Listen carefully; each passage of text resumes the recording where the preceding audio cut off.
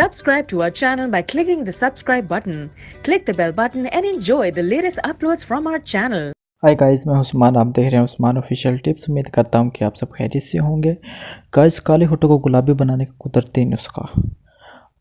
अगर आपके होंठ बहुत काले और फटे हुए हैं तो हमारे पास आपके होठों को गुलाबी और नरम मुलायम बनाने के लिए एक बहुत ज़बरदस्त नुस्खा है। आप इस नुस्खे पर अमल करके अपने होठों को कुदरती तौर पर गुलाबी और नरम और मुलायम बना सकते हैं।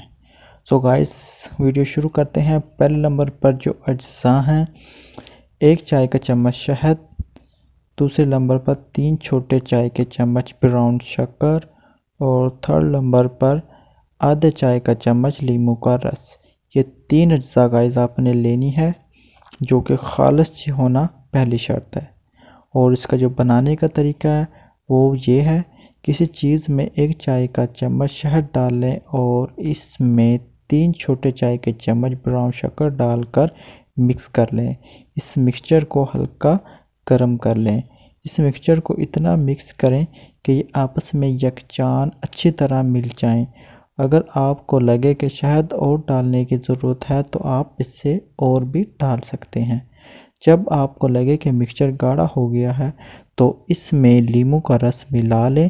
1 लीमू का बीच में से काट के उसे भी आप हल्का हल्का होठों पर लगा सकते हैं और इस आधे कटे हुए लीमू को 1 चम्मच में निचोड़ लें।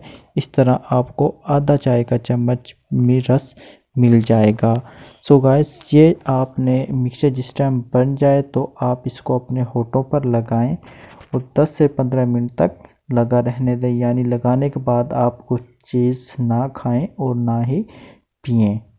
और 10 से 15 मिनट के बाद आप इस मिक्सचर को साफ़ कर दें कपड़े से, टिश्यू से या पानी वगैरह से आप इसे वॉश कर सकते हैं।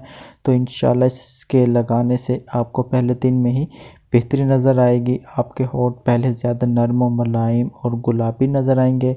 आप इस मिक्सचर को दिन में 2 से 3 बार भी इस्तेमाल कर सकते हैं। ये कम से कम आप इसको 1 हफ़्ता तक लाजमी इस्तेमाल करें और आपके जो काले होंठ होंगे, फटे हुए होंठ होंगे, वो इंशाल्लाह बिल्कुल ठीक हो जाएंगे।